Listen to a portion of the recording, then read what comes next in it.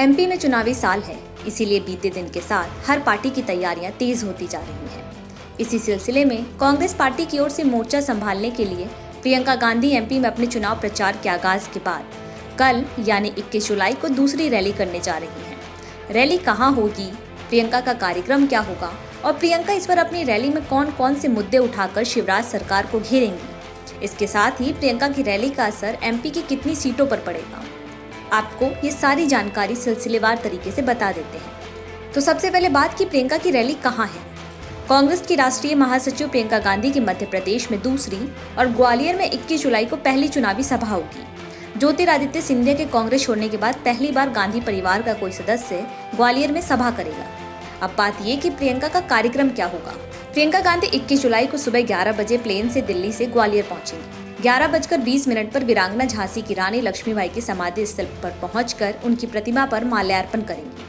इसके बाद 11:30 बजे प्रियंका गांधी ग्वालियर के मेला ग्राउंड में कांग्रेस की विशाल जनसभा को संबोधित करेंगी। आपको बता दें कि इसे पहली बार देखने में आ रहा है कि गांधी परिवार का कोई सदस्य लक्ष्मीबाई की समाधि स्थल पर पहुंच रहा है। अब बात ये कि प्रियंका अपनी रैली में कौन कौन से मुद्दे को उठाएंगी। माना जा रहा है कि प्रियंका गांधी की रैली एमपी में ऐसे समय में हो रही है जब शिवराज सरकार पटवारी भर्ती परीक्षा में फर्जीवाड़े के गंभीर आरोप का सामना कर रही है। ऐसे में प्रियंका गांधी युवाओं को साधते हुए बेरोजगारी और पटवारी भर्ती परीक्षा के मुद्दे को उठा सकती हैं। इसके साथ ही माना जा रहा है कि जिस तरह से सीधी पेशाब कांड के बाद बीजेपी सरकार एमपी में बैकफुट पर है, उससे भी कांग्रेस हथियार बना सकती है।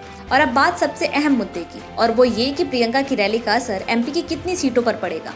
प्रियंका की रैली का असर। प्रियंका गांधी का ग्वालियर दौरा काफी अहम माना जा रहा है, क्योंकि केंद्रीय मंत्री ज्योतिरादित्य सिंधिया के कांग्रेस छोड़ने के बाद पहली बार गांधी परिवार का कोई सदस्य उन्हीं के गढ़ में उन्हें चुनौती देने आ रहा है। प्रियंका की सभा इसलिए भी कांग्रेस के लिए मायने रखती है क्योंकि जातीय समीकरण के हिसाब से देखें तो ग्वालियर चंबल संभाग में 20% दलित वोटर हैं जो बीएसपी की ताकत रहे हैं। अब कांग्रेस की रणनीति इस वोट बैंक को अपने पाले में पूरी तरह से शिफ्ट करने की है। ग्वालियर चंबल में 8 जिले हैं, विधानसभा की 34 सीटें हैं। बीजेपी कांग्रेस का फोकस इन पर रहता है। यहाँ जिसके पास जितनी ज्यादा सीटें होंगी उसकी सत्ता तक पहुँचने की राह उतनी आसान होगी। 2018 के विधानसभा चुनाव की बात की जाए तो यहाँ 34 में से 26 सीटें कांग्रेस ने जीती थी। बीजेपी को 7 सीटें मिली थी, 1 सीट बीएसपी के खाते में गई थी। इस दौरान सिंधिया कांग्रेस के साथ थे, लेकिन सिंधिया के बीजेपी में शामिल होने के बाद अब राजनीतिक परिस्थितियां बदल गई हैं। ऐसे में देखना होगा कि प्रियंका गांधी की ग्वालियर रैली जनता के मन पर कितना प्रभाव डालती है।